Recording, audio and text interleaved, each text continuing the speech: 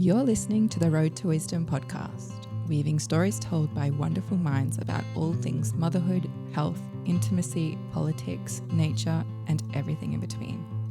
Join us on an adventure discovering unique experiences that we can learn from to enhance the ways in which we live. We are your hosts, Chloe and Kishia. Welcome, Isabella Malbin, to the Road to Wisdom podcast. I'm going to give you a quick introduction. Isabella is a former liberal feminist, and during her work and learning in doula training and I read fertility awareness method, you came across a few things from your educators where you were compelled to use terms such as menstruating person and person that bleeds rather than using the word woman. So that, I guess, is what catapulted you on your current path and trajectory. And we feel a bit the same. We were just kind of going along with everything, and obviously anything in these ideologies were 100% okay. We supported people, felt a lot of empathy for people who did not feel comfortable in their skin or who felt like they were black sheeps. But then all of a sudden it started kind of creeping, a few odd things started creeping into our lives and our kids' lives. For instance, at my children's school, they celebrate Ida Hobbit Day. And I don't know if you are aware of Ida Hobbit Day. Ida Hobbit Day is International Day. No. It is International Day against homophobia, biphobia, and transphobia, which sounds really great. No one wants to be, perpetuating homophobia, biphobia, or transphobia. But when it is targeted at my 7-year-old, 5-year-old, 4-year-old, 3-year-old, I have some questions, because obviously these things are a very sexual nature. It is people's sexual choices and basically a little too explicit for those age groups. My feelings anyway. So that's where I started asking questions, especially because, children don't discriminate. Like they don't discriminate. They don't really have that in them yet. So it seemed like a bit of a stretch to be asking our kids to celebrate against these phobias that they would never intrinsically have in them anyway, especially in the area we grow up in. It's very diverse and liberal, and everyone's cool with everyone's stuff. So yeah, that was, I guess, one of the first things that we started to see. And then all of a sudden there are posters up around the school that our children are exposed to that are of very explicit natures and sexual themes. And again, they're too young. They're too young for this kind of imagery, I guess. So it's really cool to have you up here and on the show. And yeah, we would love to pick your brain as to what the hell's going on. Well, thank you so much for having me. It's so interesting to hear, your unique experience of this. I was not made aware of the Ida Hobbit Day? Ida Hobbit. Ida Hobbit. Mm-hmm. Ida Hobbit. Yeah, I've not heard that acronym. That is a new one for me.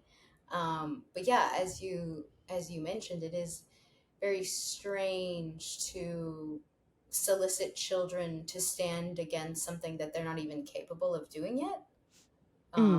But it does fit into the ideology, which is that, we're all kind of born with these invisible biases, like in that veers more into the critical race theory, like there's something inside of you. There's like an inner transphobia that needs to be addressed. And if you don't know you have it, it doesn't mean you're a bad person, but if you don't listen to us when we tell you you have it and then go to the re-education camp, then we're going to have a problem.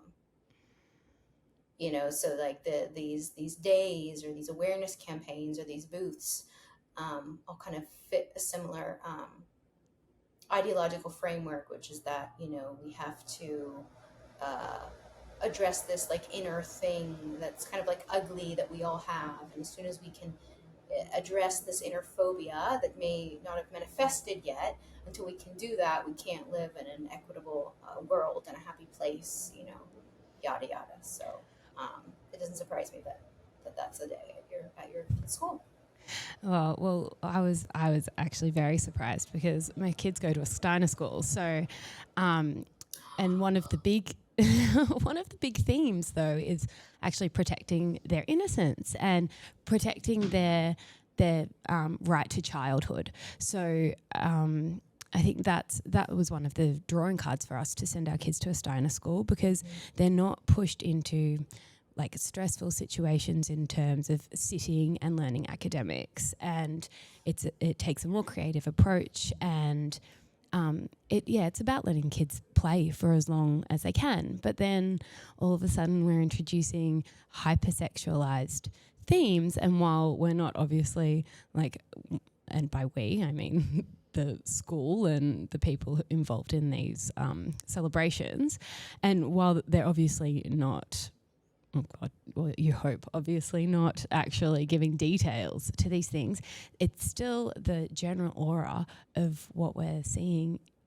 It's based on sex, which our kids are not aware of yet, and does not then fit in with the keeping them in play mode, because now we've gone into very adult concepts and themes. So, it was a bit of a surprise, which is why I feel like now it needs to be spoken about. It can't just be our own research and our own like looking into these things. And I mean, you hear about in the sports world, you hear the changes happening in women's sports and things in women's prisons happening. I don't know if our listeners have gone down these rabbit holes, but I listened to the witch trials of J.K. Rowling just recently, which gives a pretty good overlay of these things. But because that doesn't affect us, it's not where we're at. I don't know anyone in a prison, and I don't actually know anyone, or not anyone competing in high levels of women's sports. It kind of gets brushed under the rug, but now we're in school with tiny children and we see these themes coming in, and it's a bit of a concern. So I feel like now we need some clarity. We need to be talking about it. So why do we see these things coming into young children's realm, like apart from what you just said, which is we're trying to stamp out transphobia because it's just an inherent thing we're all born with, which I would contest. What's going on? Yeah, what's going on? Who does this benefit? There's. I think the easiest answer for people to wrap their head around is that this is an industry. Right, these are new markets being opened up, pharmaceutical markets, surgical markets, clothing lines, books. This is a massive. There's a massive profit margin for the industries, all related to the corporate fiction of the trans child. So the work of Jennifer Billick, the work of Kay Yang, they go into much more detail than we'll get to in this hour or so together. But even 10, 15 years ago, no one had heard of a trans kid. There was no such thing. We knew that there were adult men who called themselves transsexuals. We understood them to be transsexuals. They were men who were female impersonators, either in like a performance realm or in the privacy of their home. It was very clear to everyone that it was a fetish, meaning that these men derive sexual arousal from dressing up and impersonating women. Almost always female stereotypes, so not men dressing up as like butch lesbians, but men kind of dressing up in a super hypersexualized, hyper-feminized costume. So I think that's important for listeners to understand that this whole phenomena of the trans kid is relatively new. And it's really important that this corporate fiction was created in order to legitimize the adult, quote, trans people, right? So why is it in schools? Well, why are they targeting children? I mean, one is to open up industries. You have a medical market. Um, Children are more malleable. I think they're trying to. I think this is a Depop agenda. I think. I also think birth control is part of a Depop agenda. Hormonal birth control. I think many things are part of the Depop agenda, and I don't think it takes much to like follow that thought experiment when we see what hormonal birth control has done to the female reproductive system and what it's done to the birth rates, what it's done, and actually helped to explode a fertility industry, the market that preys on women who are either infertile or post fertility.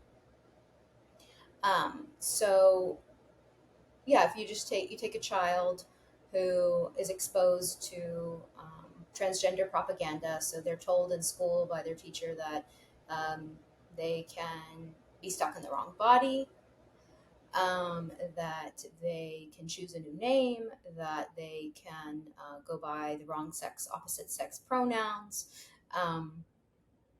You do a couple things to the child. You start to enable them to dissociate from their bodies.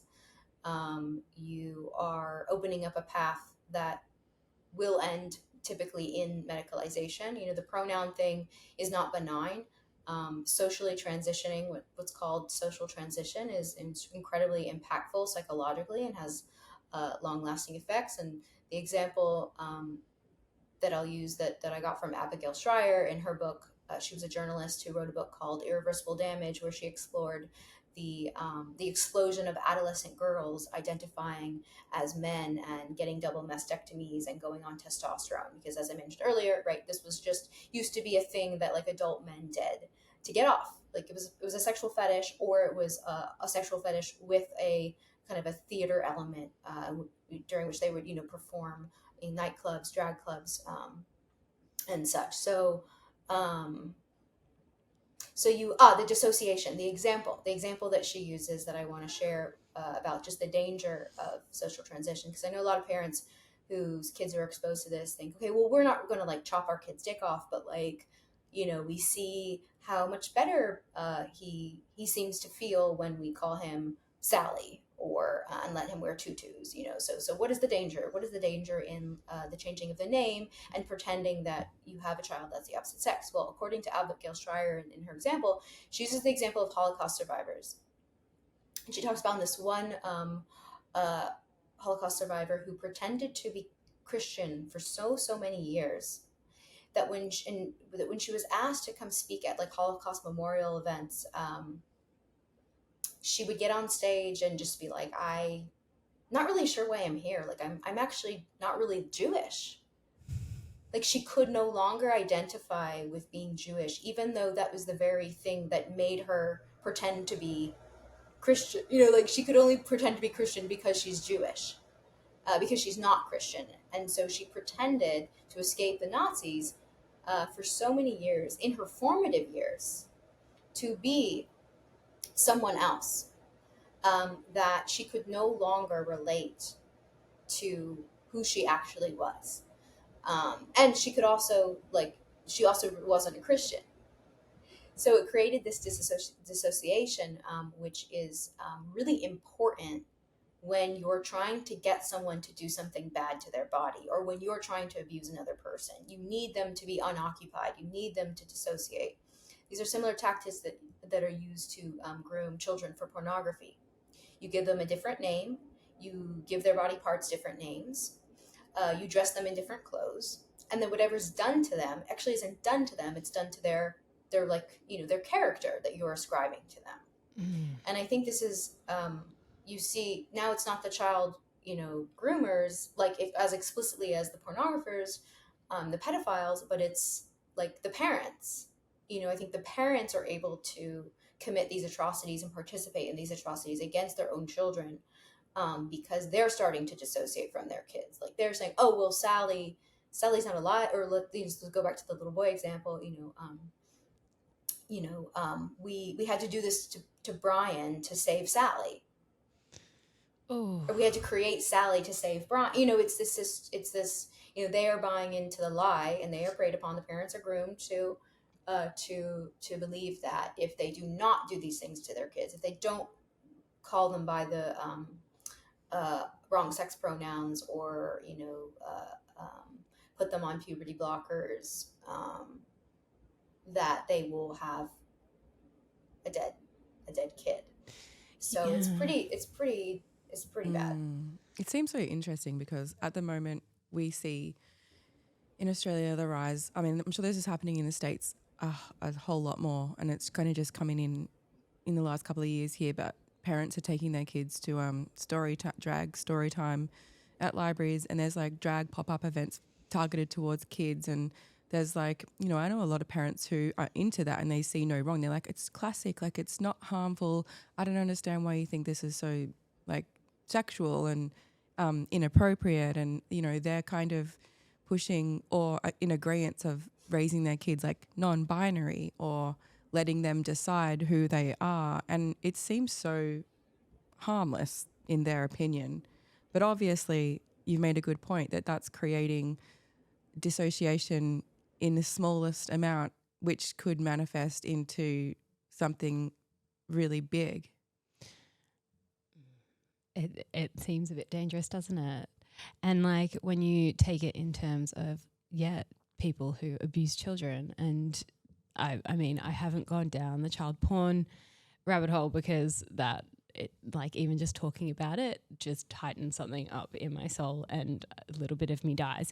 So but you can see how exactly like we're using, or this ideology is using the same method to get kids on board, or to get families on board, and it's marketed as something so benign. And actually, if you don't do it, you're a bad person because you're transphobic or you're homophobic or whatever it is, and it doesn't matter how okay you are with anyone who wants to live their life any way they want to live it. Just keep it away from children and keep it out of schools essentially, or anything of a sexual nature. It's a bit What's frightening. the, like, just to go back into it a little bit more, like, what do you think the overarching goal is to be introducing all of this and slowly grooming, if that's what it is, like we're grooming children, like what's the point? Like what's the overarching goal to get kids, into that position where they're wanting to be taking puberty blockers or hormones and, they're hooked up to that? Like, is that the goal? Just to have, profit coming from pharmaceutical companies, or is it something bigger? I think transgenderism and the trans ideology, it's a tentacle of transhumanism. So transhumanism is the ushering of technology, the merging of technology with nature, with the human body. And we're already we've been in this for a while now. Like I take my phone to the bathroom. We're on this virtual call right now. My one could make an argument that my physical life, that our physical lives can easily shift to become the shadow of the virtual. All of a sudden we're more concerned with how we look on the internet than we do in person. Like I haven't had to brush my teeth for this call. If we were in person, I would. I don't have to because we're not together. Like my virtual self becomes priority actually over the physical, the in person, the fleshy self. So, and then to the extreme end of that would be, things like, Elon Musk's Neuralink, where you're implanting devices in your brain, vaccine chips, medical health record, chips that are implanted. Um, what you see going on at the airport. I don't know if you have this in Australia, but, the eye scanners, the biometric scanners, um, where, you don't even need a boarding pass or even an ID. They can just scan your eyeballs, and you can shop, at the Amazon shops, and they can just sense, because when you get in there, your chip, you know, registers on. So I think the more that people feel comfortable um, breaking the barrier of their bodies, whether that's through hypersexuality or you know cutting, skinning the arm, your forearm and your upper thigh to create a fake appendage that's called a penis that is sewn onto your groin, like whatever it is. I think the more that you can normalize the kind of the piecing apart of the human body, like the destroying of the flesh. And that's what parents need to know, like parents need to know about the end goal. It's like the actual destruction and the tearing apart of your child's body. And it goes beyond plastic surgery. Like I think plastic surgery was kind of like the warm up to this, but is Jennifer Billick. She's a writer and researcher on transhumanism and technology and transgenderism, and she makes the distinction, like tattoos and plastic surgery, like those things don't attack our biological sex, like what makes us fundamentally human. Um, is it a transhumanist technology? Like, are silicone breast implants, is Botox a transhumanist technology? Is the birth control pill a transhumanist technology? For sure. But does it attack what makes us fundamentally human? Not in the way that this whole trans thing does. So I think seeing it as a tentacle of transhumanism, and us being ushered into a space where you can outsource reproduction even more than we do already. You can not only pause it and store it, but you can outsource it more easily. So yeah, you've got market, you've got industries making lots and lots of money, not just the medical industry, but as I mentioned, the clothing lines, the books, the record deals, the acting gigs. It's hard to find a major label, fashion label,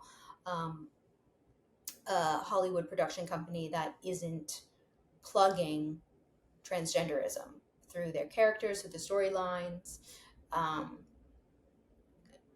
through the people that they choose to represent their brands. So there's major profit. And I guess that alone, just we know that has such a major influence as well. So the more that they're kind of participating in that marketing, if you just call it marketing, it just seems to be having such, I mean, it's seamless for whoever's pulling the strings from the top.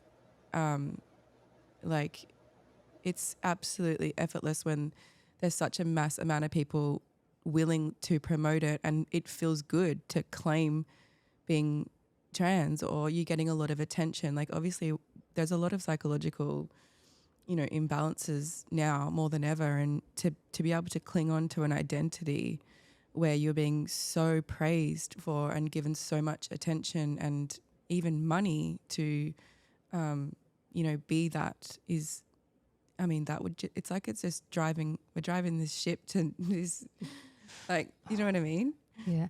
I tend to think about puberty, like, and how a lot of these kids are being preyed on in puberty, that like that's when they're starting to have their sex education classes and that kind of thing. And I remember going through puberty. I don't know if you remember going through puberty, but man, I was like, I hated my body. My boobs grew at different rates. I started to get hips. My shoulders were like awkward. I had pimples. Everything was awful. And then like you add the influx of hormones that you get going through puberty, and I was like a ragey, angry, weird looking, gawky thing. And I mean, it's initiation. If anyone doesn't get it that bad, well, good on you. But if I had someone come in at that stage, and I was like, to hide my boobs, I'd wear my dad's t-shirts. Like, I lived in my dad's t-shirts, and everything was oversized and baggy, and I'd wear guys' shorts because I didn't want people looking at my body in a sexual way, because you get boobs, you get hips, and then all of a sudden you start looking like these sexualized women anyway. And if I had someone come in then and be like, well, Kashia, maybe you're born into the wrong body.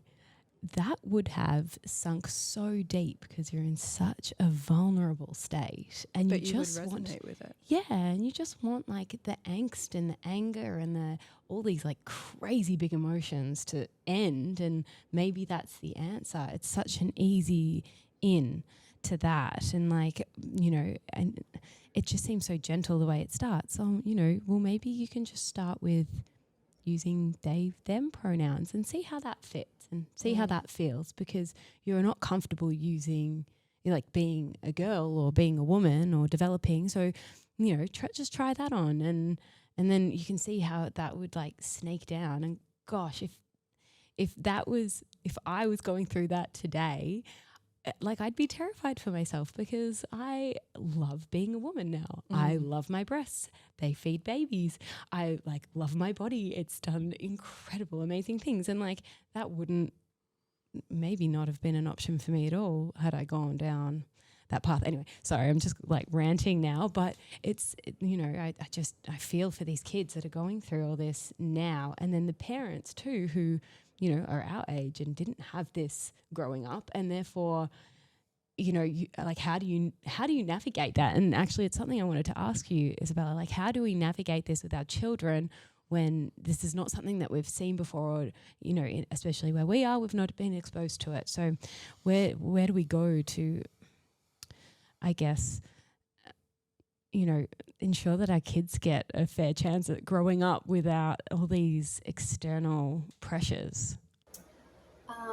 I think it's going to be a very difficult road if you're choosing to keep them in an environment that is constantly working against you.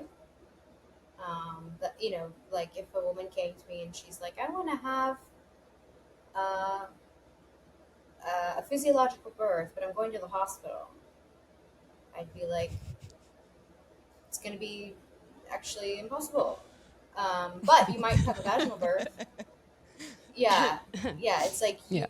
you might avoid an epidural and a C-section and a pitocin, and you may even avoid the saline with the phthalates. Like you might, but physiologic, no. Surveil, vaginal, maybe.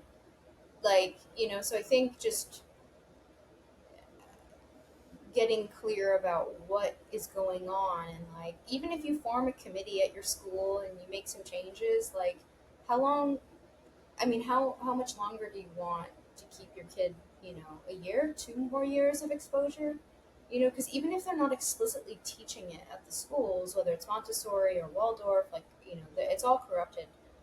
There are very few schools that I know of that have not been touched by this, and it's even in some homeschooling co-ops. You know, it's not that the co-ops aren't immune from it either. So I would say if you're going to keep them in that kind of environment, then you're going to have to do extra work because you're losing, like, just on a time basis, your kids, you know, spending what, like 6 to 8 hours a day away from you, 4 or 5 days a week. I mean,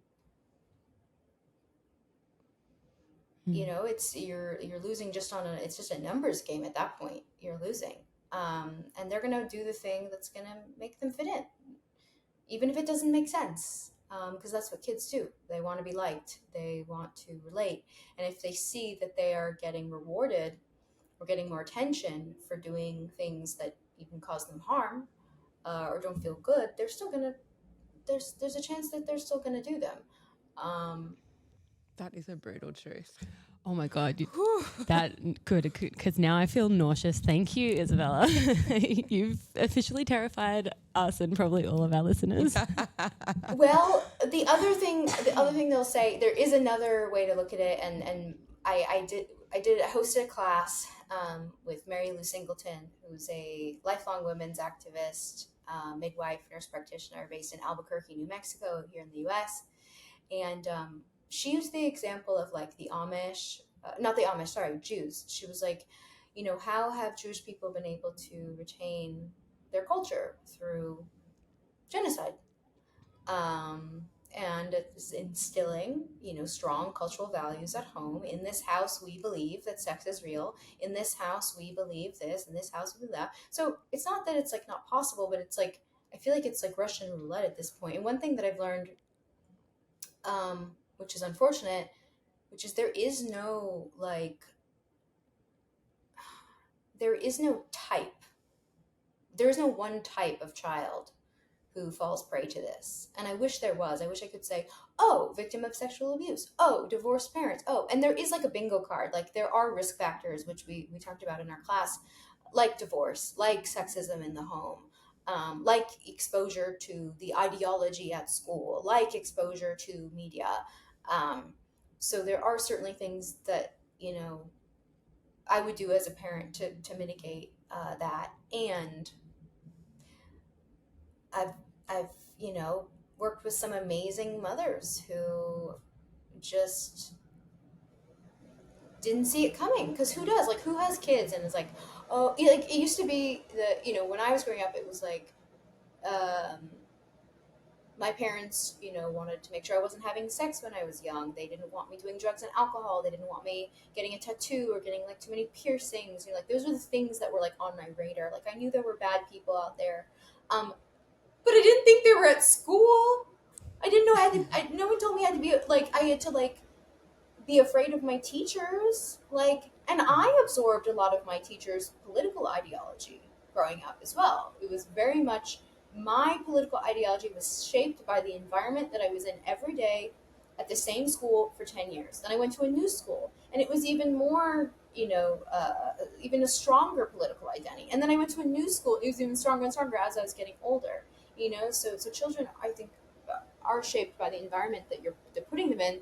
So if you take a family like, a friend of mine is a mom of 5, and she's homeschooled all her kids almost exclusively, and the culture that the kids have is the culture of the home. It's the culture of the family. It's like that is their culture. Now they interact with other kids and do activities and are incredibly smart and can socialize like easily, but the dominant culture is that of the home and in the shared values, like how they're brought up. Now they'll do whatever they want after. Who knows what they'll believe in, what groups they'll get involved in, or whatever. But they have a very, very strong foundation, and it's unified. And it's not a cult. It's just a So, and Jennifer Billick talks about this too. Like the first, like, why is it that so many millennials have a hard time with their parents, or like resent their parents' political ideology, or feel themselves separate, or like not identified with them? It's mostly because we go to school away from our parents, then we go to college even farther away, even if it's a couple hours. So we're first separated from the land. Most of us don't live on the land in a multi-generational family setup. And then we're sent to a school, and then we're sent to another school, if we're lucky, even farther away, if we're lucky, you know? So I think I felt waves of this just in my upbringing without taking trans ideology out of it, creating that separation politically, ideologically between myself and my parents.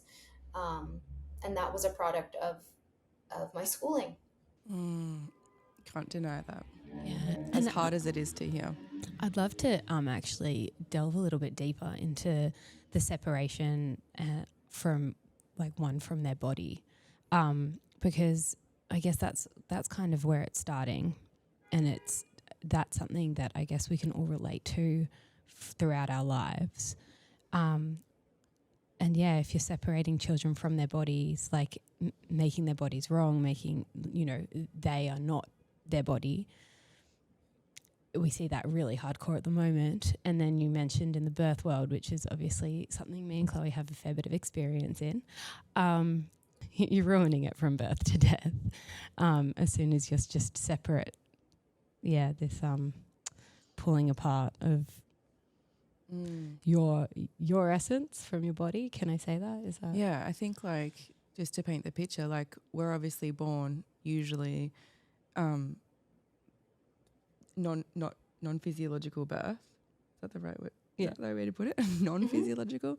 Or there's intervention. Mm-hmm. Yeah. So there's something that's in between that natural process, and then we're obviously raised in a really unnatural environment to what we would need as human beings to thrive. And then we're constantly putting something in between, what it means to be human And then there are so many concepts that, you know, we introduce, and then, you know, even more modern problems like fertility. Like, where is our fertility gone as women, as men? Is it because we're dissociating ourselves or from our bodies so much, and we're so far removed from nature and our natural rhythms? And like, it's so easy to penetrate these ideas and concepts to children and to parents and to basically everybody, because we are so disconnected from ourselves and to, you know, nature. And it doesn't surprise me that, you know, we're having troubles here. And how much worse it could get. Yeah. I'd love to go into what you've seen in your doula work and in the birth world, and how trans ideologies have actually infiltrated the birth world. I mean, even without that, we do see a lot of women being taken away from their bodies during their pregnancy, like told they're not feeling this, or if they are feeling something, no, that's okay, it's fine. Or, you know, I don't have any specific examples right now, but I know through my pregnancies, I went through the medical system in 3 of them, just in the pregnancies. And I would be forever told that my baby was going to die, and I wouldn't know about it, and there would be no indication. And even though I felt great and everything's fine and I can feel my baby moving, you don't know. That baby's going to just die. You'll have a stillbirth if you don't do A, B, C. And it's a story that so many of our friends get, especially towards the end of their pregnancies, if they're not willing to be medicated. And then now we can't. Now the language is changing to a point where, you know, I want to breastfeed. Well, we have to change that. It's chest feeding now, and there's, you know, we're hearing these terms that dissociate us from our bodies even more because, well, I guess everyone's trying to do the right thing and not upset anyone or discriminate, but It sounds like we end up discriminating. Our rights are being a little bit taken for a ride. Yeah.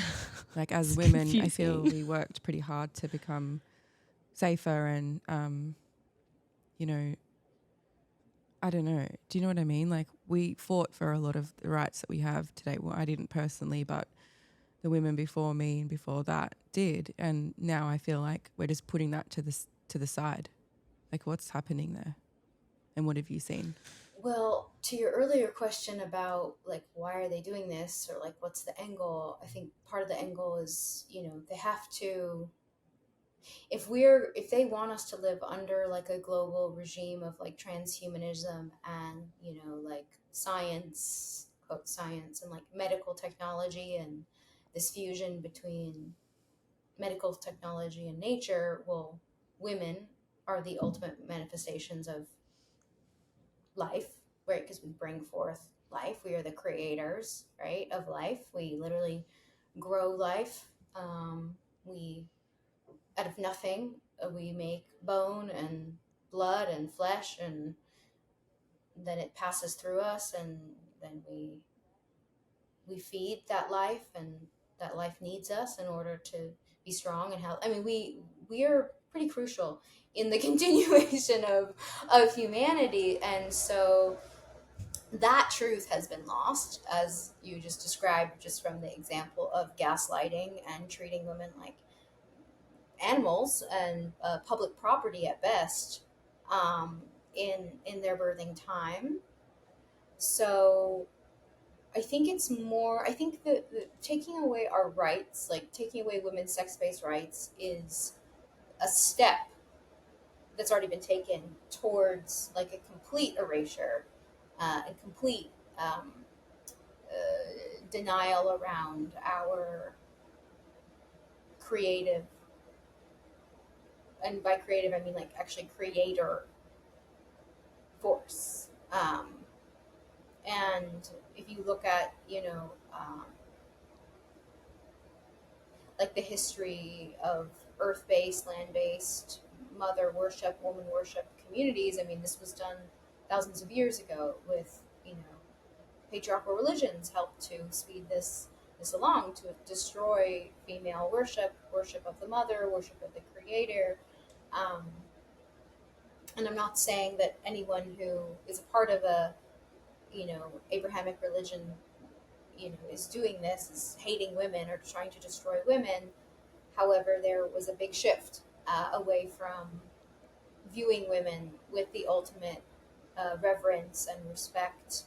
Um, it doesn't happen anymore. It doesn't exist, and there are many examples of that. But and I think the most obvious one is the way that birth was stolen from women, and women who choose now in a unfavorable climate to reclaim their pregnancies and their births and their reproductive sovereignty, like refuse the pill, or have an unassisted birth, or choose to have many kids.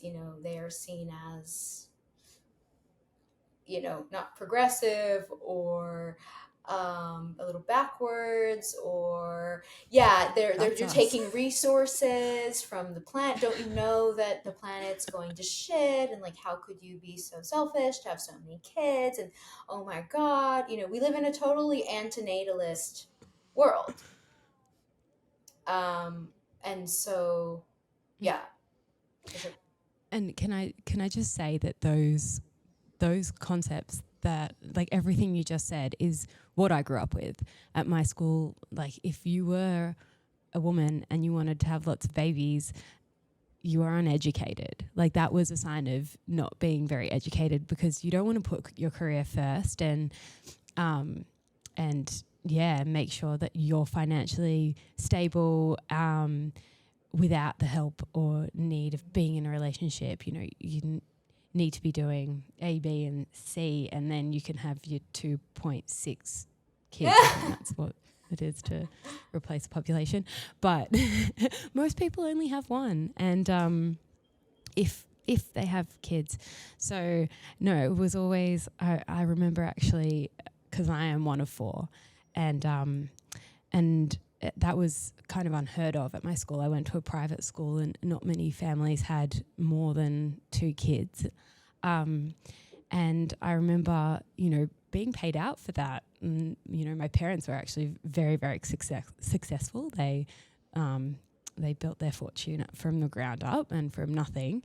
But they had 4 children, which was like a mark of not being educated. And I remember that kind of infiltrating me, and I'd be like, looking at my parents like, oh, but you guys aren't very educated, are you? When really they're probably the smartest people I know. So it was a very it was laid on thick. I don't know what your experience was at school, but at my school it was like, if you wanted to do that, and then there was a whole bunch of cases against you for wanting to have a big family. And I remember actually never wanting a big family originally.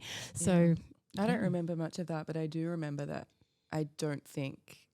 just quickly looking back on it, we were definitely encouraged to go to university and have a career, and we will never, like, things like concepts that we never learnt at school were definitely not rooted in motherhood, having children, what birth would look like, what carrying life would look like. That was not a thing. It was more which university you're going to. Like I don't know, growing up, kids were always a nuisance to be seen, not heard, or like you just kind of, you don't kind of associate with children at all, because why would you waste your time? It was, I don't know. There's a lot of that, and I guess that's probably where it started for my generation, or like in where I grew up. And then all of a sudden you've got the environmental aspect of it too. And as soon as for me, we started looking into like watching all the documentaries about the environment, and like, how do we help the environment, and how do we, keep the planet going for future generations. And one of the things was, don't have kids. Like, don't have kids, because the carbon footprint and the I don't know. There's a whole bunch of bloody reasons why you shouldn't have kids. It's going to ruin your life, basically. When the reality is that life isn't anything without having kids now that I've had them. So, no, it's interesting. It's interesting that, you know, to see the origins of it and how it's perpetuated now. It seems like an exponential explosion of, I would label all that under the disassociation you were talking about earlier, Isabella. Is that what's happening in the States? I feel like whatever's happening there will be happening here soon. And most people kind of following that path. And yeah, I think we were in the middle of talking about what was kind of happening in birth and things happening. I took it on a tangent. Sorry, everyone. Well, I can only speak to my like experience growing up in New York City, which was probably, you know, like the coastal elite cities definitely have the most antinatalist propaganda. You know, my mom is from Texas, and so my cousins there were all married in their early 20s, and most of them have had children before the age of 25, 27, which was considered very young for my peer group. I'm going to be 32, and out of all the friends that I have who I grew up with, they're not my friends anymore, but I do know which one of them, you know, who has had children. None of them have had children. Very few are married. Most of them are in, I think, long-term relationships, but no children. And I grew up with I had a pretty large peer group, and that's not unusual. It's not just like because my friends are weirdly not interested in kids. It's just like the demographic that I grew up around here, which was mostly like middle class, upper middle class, mostly white, combination of private and public school education. So yes, I think we are exposed to it here a lot.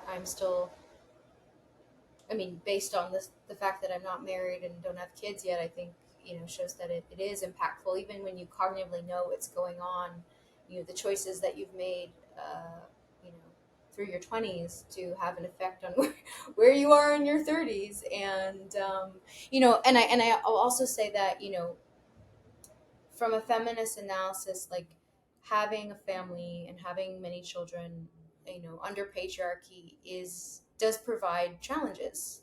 It is challenging, economically, given, you know, how you're protected in the case of divorce and separation. You know, there are concerns to be had about being married and having many children with no independent financial backing. Now, this is distinct from like a matriarchal society where, you know, it's multi-generational living, or even other, you know, not exclusive to matriarchal societies, but, it, you know, even in a situation where you have multi-generational living, you have a support system, you have more people around, you're not parenting in isolation. If you just think about like abuse being able to take place more easily with fewer people around, you know, domestic abuse, child abuse. So I understand why women are hesitant. I think it's propaganda, and I think there's a lot of propaganda, antinatalist propaganda, and I think that, you know, the economic conditions, like what we're being offered, like, hey, like, have a baby with this guy in an apartment in New York City where like your families both live like miles away, and like, you know, the way that you're going to get support after is to like pay a postpartum doula, like a strange 22-year-old who you don't know. You're going to pay her $50 an hour to like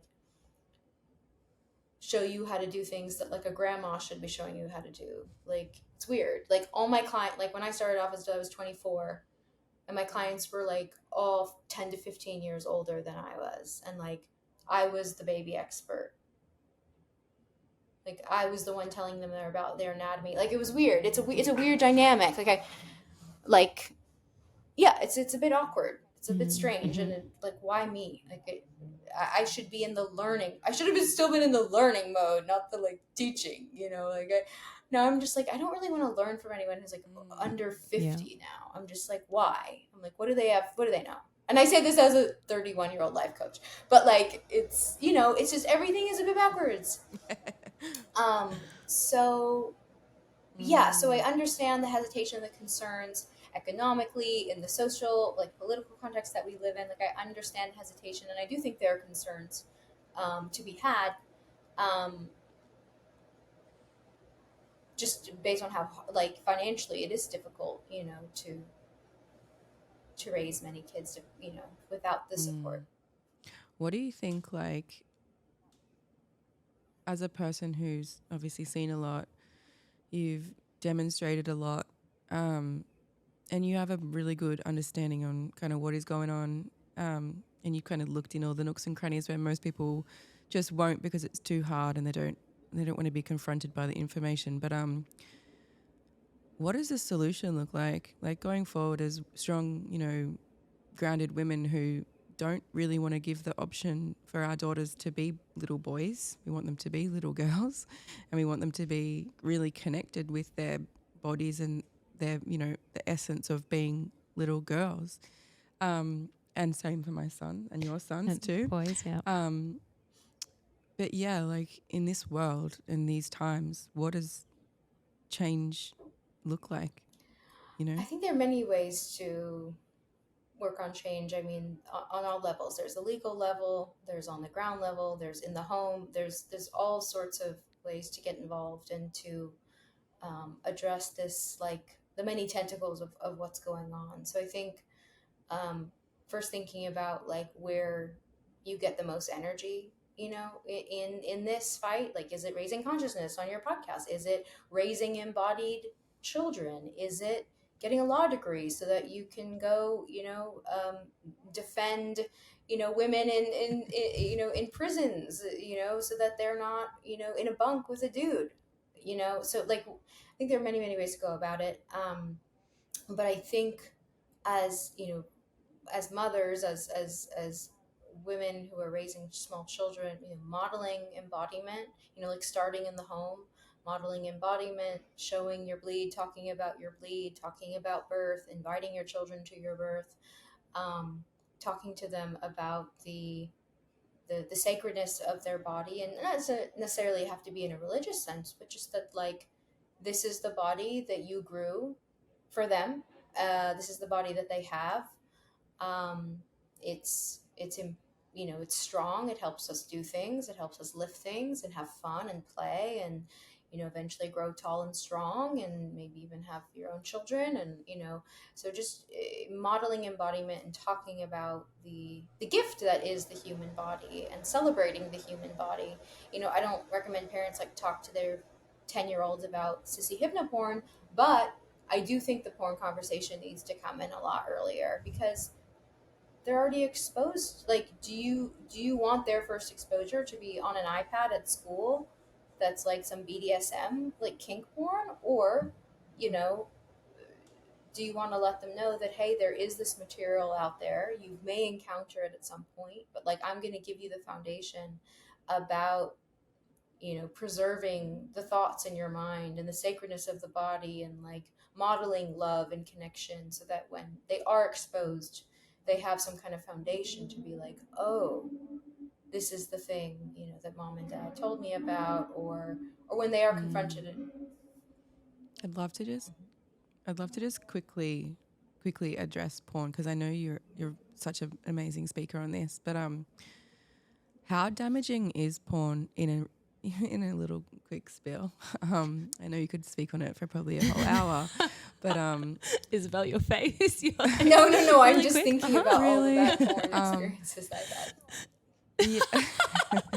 Yeah, like, when young boys, like, just hitting puberty, or younger, or kids, and even men, like, what's happening to them, and what are the consequences of exposing yourself to porn? God, I think they're just like turning us into robots. Yeah, I mean, Quick, like no. mind control to some, like mind control, body control, low libido, depression, anxiety, objectification of bodies, like, you know, just of women, um, Mm. starting, like, literally starting to see women as a means to ejaculation, like, and reducing them to a means of ejaculation. There's nothing wrong with wanting to ejaculate when you're with a woman. That's the kind of the whole point of like the sex act. But like reducing women to a means to ejaculation is the problem. So there's, and that's not even talking about the industry.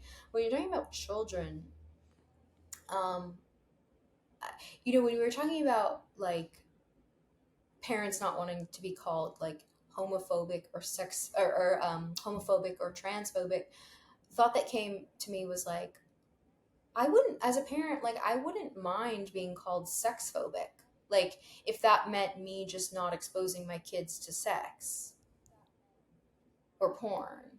Like I Mm-hmm. mean, since when is it okay for like parents to like have to even have sex with each other in front of their waking children? I mean, it's just not culturally, socially acceptable to do something like that. So it doesn't mean they're like sex phobic. It just means that they understand that developmentally and like for privacy reasons, because if their parent, like you don't just have people have sex in front of children. It's just not a thing we do.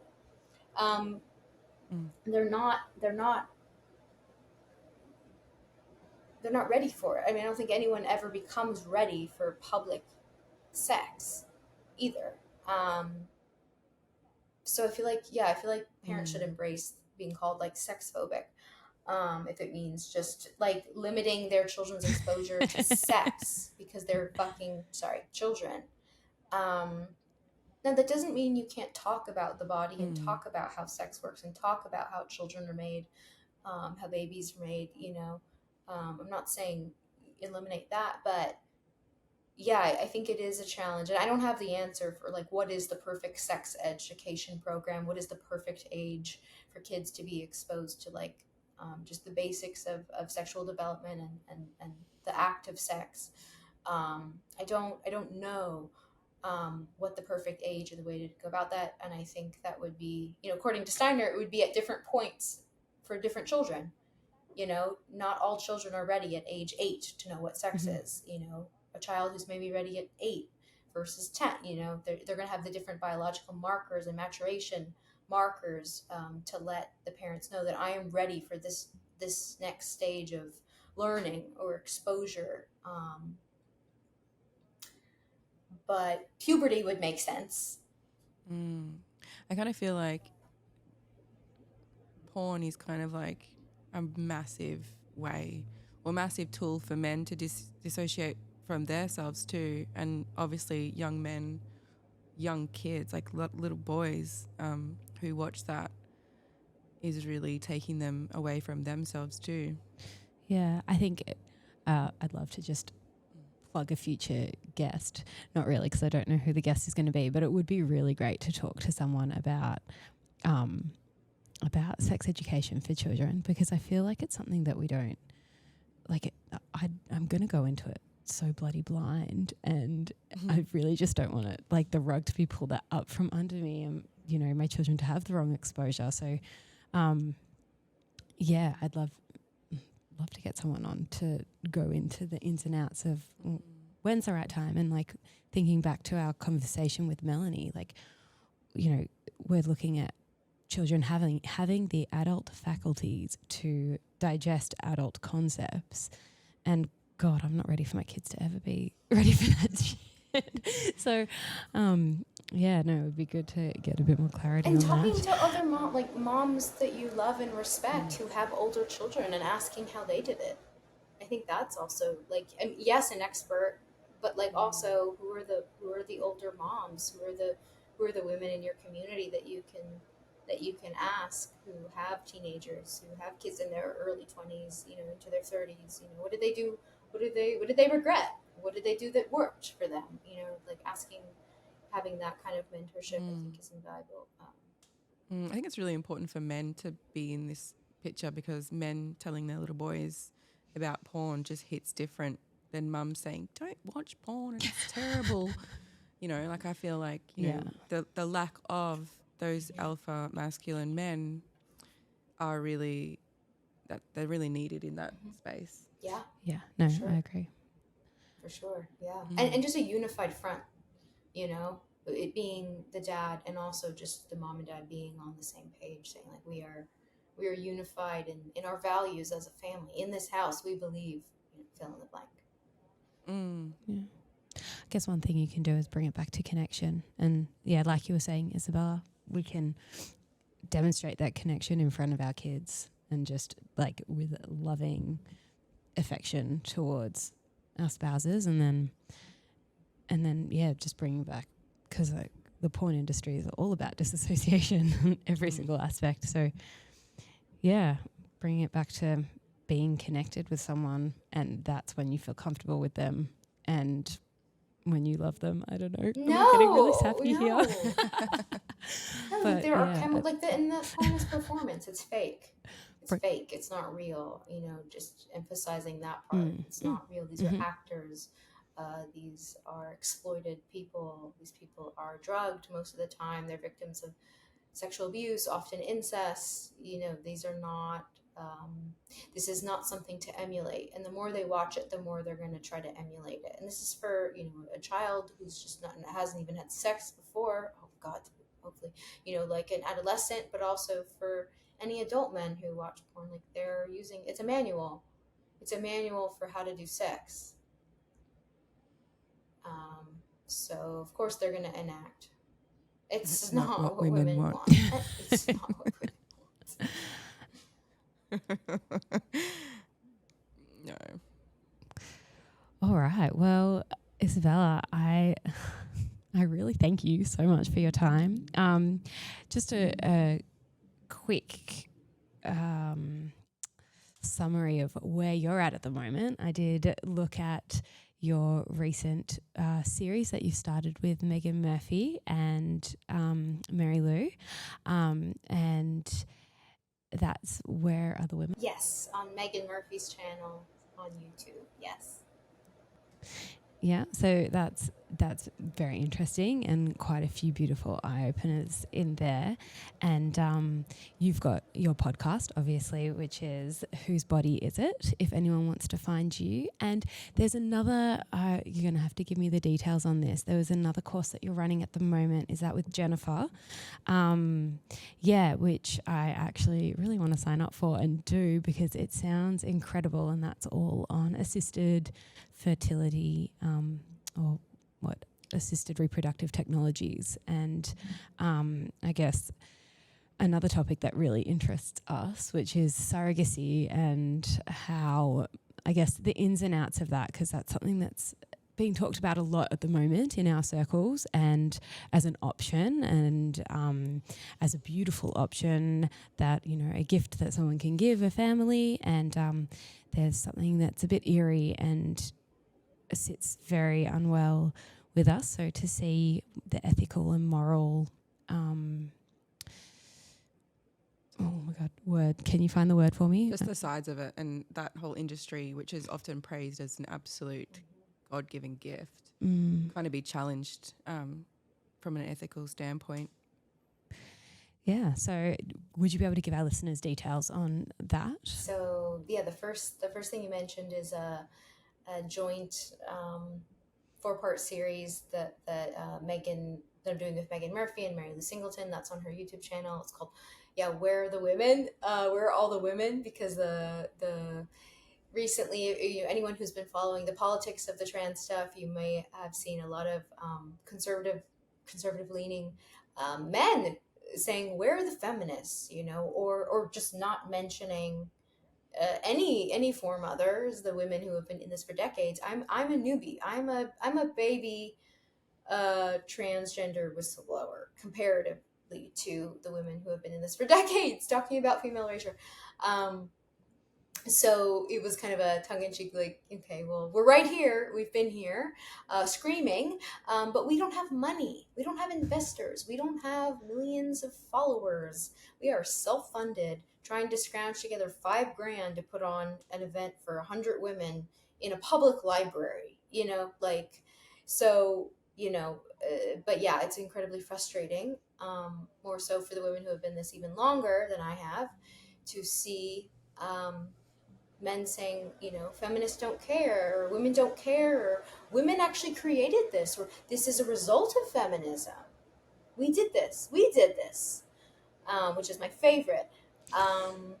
So that's that series. My podcast is called Whose Body Is It? And really, for every topic we touched on today, I have at least a couple podcast episodes that are totally free, available to everyone. I also have some free resource guides on my site as well for anyone wanting to know more about any one kind of tentacle of what we discussed. And then I host I like to think of them as continuing education classes. And the one coming up is a 3-part masterclass series taught by a former nurse uh, uh, who is now a fertility industry whistleblower. And she makes documentary films exposing the corruption of the fertility industry, everything from egg selling, what's called egg quote donation, to surrogacy, to anonymous sperm donation. And, having been a doula and gone through all sorts of birth and women's health trainings, I was only ever exposed to pro fertility, celebrate, pro surrogacy, pro third party reproduction, pro IVF. Thank God for this technology. It's bringing so much joy to these families who would otherwise not have children. Thank God. Just it was something to celebrate and certainly not to be questioned. And so this course is for any healthcare practitioner, really, especially women who work with women in the childbearing years, um, uh, to get informed on the both legal and medical risks of IVF, surrogacy, and other third-party reproductive technology. It's also, I think, important for same-sex couples, women who are single by choice, anyone wanting to start a family in a what's called the kind of the modern family formation. It's an important coursework to have, information to have under your belt. And I think it's going to get more and more relevant as we see more sterility and infertility. It's just, it's becoming, we're seeing more celebs, way more celebs being brazen about it. It used to be more hush hush, and now we're just seeing like proud surrogacy stories, like proud women proudly renting other women. So that's that class. It's something's up when Chrissy Teigen announces that she just got a baby, and then you turn on Netflix and the first show is like the surrogate or something, and you're like, oh, this is timely, very in your face, isn't it? A little bit. Terrifying. And then lastly too, I think there was an information session that you did with Kay Yang on just gearing yourself up for, I guess, the debate on trans ideology, which is something that I would also like to listen to, because I feel like that as we see this coming into schools more and more, and we want to protect our children if we're not in the position of just pulling them all out and homeschooling. These are the conversations we need to be having with our peers and with our teachers and principals and boards. So, could you just give our listeners a little information on that one too? So I have I think we've recorded at least 5. I've recorded at least 5 podcast episodes with Kay Yang, and then I have 2 courses with her. One is called Unpacking Common Myths and Misconceptions about Indigenous Two-Spirit and Third Gender Roles. The other one is called The Great Reset of Motherhood. So both of those courses have tons of talking points and information. But the course that I would recommend for parents of young children would be the one with Mary Lou Singleton, which is Inoculating Our Children Against Trans Ideology. And that is the one that we do like role play scenario. We go through like the actual drugs, talking about the actual drugs that are being given to kids. And some suggestions, of course, who are the kids most at risk, and suggestions for moving forward. Amazing, Isabella. Thank you so much for both enlightening us and terrifying us. But, you know, it's sometimes the information you need to take action and to really, to wake up to some of the crap going on out there. Definitely. And I don't know how bad your school is. I mean, it sounds pretty bad with the acronym, the celebration day. But like, I don't, I don't know the specifics of your school, but I do know that there has been a takeover, and it's hard to find schools and boards and curriculum, and just it's saturated in the culture now, which is even worse than the school. Yeah, well, I being think just in the school. I think over in the States, you've probably got it a lot worse. But again, like Chloe said earlier, we tend to follow in your shoes, and it's quite mild here at the moment, and I would say very benign. But it, doesn't stay that way, and I think that everyone kind of needs to be prepared and armed, because it's not something that we've seen before, and it's not something that we know how to address. So if we can gear ourselves up with, what we're seeing overseas and how to handle ourselves when the time comes. So, I mean, I still feel like an idiot, even though it's just a general unease about all these things that are being, pushed in front of our kids. I don't really have the words for it because it's not something we've been exposed to before. So hopefully this conversation... I think that's important what you mentioned just quickly, is that parents who have the feeling of unease when they're presented with these types of concepts and ideologies shouldn't feel like they have to ignore that because a friend or a school, spokesman or an influencer or anybody has told them that you're going to be like cancelled, or you're a horrible person, or you don't know what you're talking about, or you're just that sounds like right-wing extremist propaganda that you've been brainwashed by and you don't know what you're talking about. I think act on the feeling, because you're never wrong. Yeah. Yes. All right. Yeah. And I don't mean to scare you more, but I'm pretty sure there are like a lot of there are definitely pediatric gender clinics in Australia. For sure. For sure, and it's not that far behind. And if I can remember correctly, there's an interview I did with Michelle Oriaro, who is Maori. She's originally from New Zealand, but she's an activist now in Australia. I can't remember where in Australia. And from what she shared with me, it's present. You've got the pediatric gender clinics. Yeah, it's there. Coming to a town near you. It's everywhere. All right. Well, thank you again, Isabella. We'll have to get you on for part 2. I know, we can talk for hours. Thank you so much for having me. Thanks for tuning in to the Road to Wisdom podcast. To join the journey, you can follow us on Instagram at theroadtowisdom.podcast and at www.theroadtowisdompodcast.com. Don't forget to subscribe and leave a review. We look forward to seeing you next week with more juicy content.